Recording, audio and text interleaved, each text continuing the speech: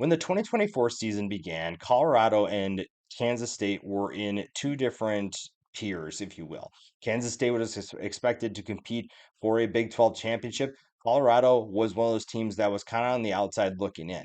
Now, with how the season has played out so far through the first 5 games, both of them are looking at that Big 12 championship. Colorado has exceeded expectations, I think, for a lot of people. Kansas State kind of still at that top tier, but also the one loss was a little bit disappointing. That being said, they're still very much in that conversation. Dion, this team battle adversity in Colorado. The Buffs obviously got smoked by Nebraska, but I think that they have done a good job. The UCF game showed that they are ready to compete, and obviously there are certain players that you will keep an eye on, but they're facing a Kansas State team that is going to be disciplined, that is going to make their life very difficult, and we will see how Colorado handles that kind of a game. It'll be really fun to watch both these teams go against each other because you have two different styles. Kansas State is not the flashy team. They're very much a ground and pound. We're going to get dirty in the trenches. We're going to be physical, and we're going to make sure that we beat our team and really try to test their will, if you will. And Colorado is, I want to say flashy is like a bad thing, but that's kind of what they are right now. They're that flashy team that everyone's talking about. They're an explosive play team. Their offense is really exciting when Shedeur Sanders gets time to throw. They have really good players on both sides of the ball, and that's really fun. You have two contrasting styles, and I think that's what makes this matchup so exciting. When you look at the questions for each side, for Colorado, it's going to be the question all year. Can the offensive line give Shedeur Sanders enough time to throw? If you give him time to make plays, if you allow him to do what he does best, which at times is adapt and work, or even just really not even adapt. If you give him time to throw, he's going to shred a defense apart. He's also pretty good at escaping pressure and giving his guys time to throw or get open, I should say, downfield to throw to them. So giving him time, even if it's not a ton, giving him enough time to scan the field, see what's going on with certain coverages, who is going to be open. He has plenty of talent to throw to. It's just a matter of getting them the football. For Kansas State, it is really, will Avery Johnson be consistent? And I think that's going to be similar to Colorado. It's a question that Kansas State will have to ask almost the entire season. So far, we have seen two different sides of Avery Johnson. We've seen the really good side of him. We've also seen the guy that is learning how to play the position. The quarterback position obviously is one of the most difficult positions to play because of so many things that you have to do. But Avery Johnson has shown that he can be a really good player and can be really explosive. The matchup I'm really curious to watch is Colorado's defensive line against Kansas State's offensive line. With how Kansas State wants to play this game, their offensive line is vitally important to their success. And so far, we have seen it kind of ups and downs from them, but overall, it's Kansas State. They've done a really good job of recruiting. They have the right guys in place. Now they're going against a Colorado defensive line that's honestly still underrated. They have done a lot better job than they did in 2023 at being disruptive and making plays. And now they face a Kansas State offensive line that is going to be physical, has good size, and is going to try and impose their will upon the Buffs. That's a team that wants to run the football, and we'll see how that plays out, but it's going to be a difficult test. Kansas State, right now, as I'm recording, is the 4.5 point favorite. I think that's about right for where these two teams are.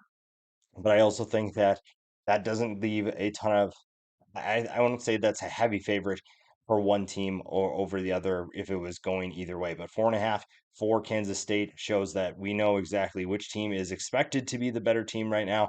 But again, this is why you play the game. The impact players for Kansas State, everything goes through Avery Johnson. That shouldn't be a surprise. You have plenty of talent to work with. It's just a matter of can he be consistent? We talked about that earlier. The dual threat ability is really what makes him special, and his rushing has been a lot more prominent over the last couple weeks, and that's what makes him so dangerous. He's so good at running the football. You just need to complement better with the pass. And so far, I think we've seen flashes of what he can do as a passer. It's just a matter of getting him to that point where we're more consistent, we're being a deep threat, and then complementing that by running the football and making teams forget, oh yeah, he can take off and run for a 50-yard touchdown. That's going to be really fun to watch. Next to him is DJ Giddens. You also have Dylan Edwards in the backfield. Those are two guys that are explosive playmakers. DJ Giddens is getting a lot of attention from the next level, the NFL group of people, the analysts and whatnot, are definitely noticing him. He's having a good season so far. Jace Brown is going to be probably the X factor of this offense. If they're able to complement with play action pass, he is someone who so far has had a pretty good year and can have a big impact on this game. The defense is going to have their hands full, and that's not really a surprise.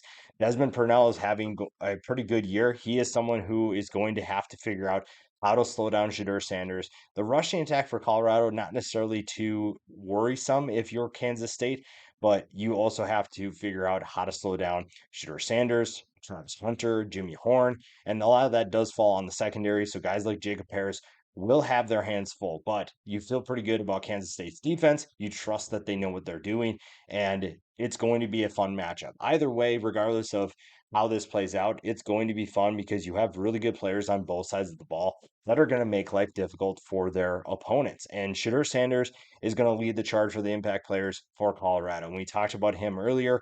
We know what he's capable of doing. We've seen the greatness in his game. We've seen him make some pretty incredible throws, and we've seen him do some pretty good things with his legs as well.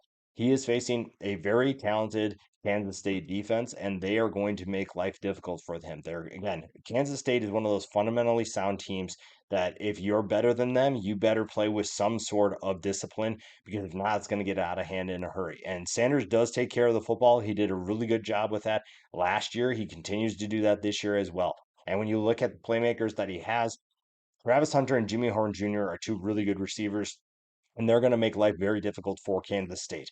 If they can find somewhat of a rushing attack, which the last game we saw them do that a little bit more, that still needs to be a priority. Finding balance in this game is going to be key. If you can find balance and figure out how to run the football efficiently, especially against Kansas State, this offense should have no problem putting points on the scoreboard. The defense, it's all going to be in that front seven. The secondary obviously is going to play its role. Travis Hunter is going to obviously play a role in that. DJ McKinney, they're just going to have to make sure they don't fall asleep, but also they need to make sure that they are being physical and helping out in stopping the run. Deion Hayes is going to have himself a big game because he is going to face a very physical offensive line in Kansas State, hence the matchup we talked about earlier. Chidozie Nwankwo is another name to keep an eye on. Very powerful player up the middle, kind of undersized and very underrated. Don't talk about him a ton in the college football circles. He is someone who could have a big time impact. If you are disruptive and slow down Giddens and Edwards,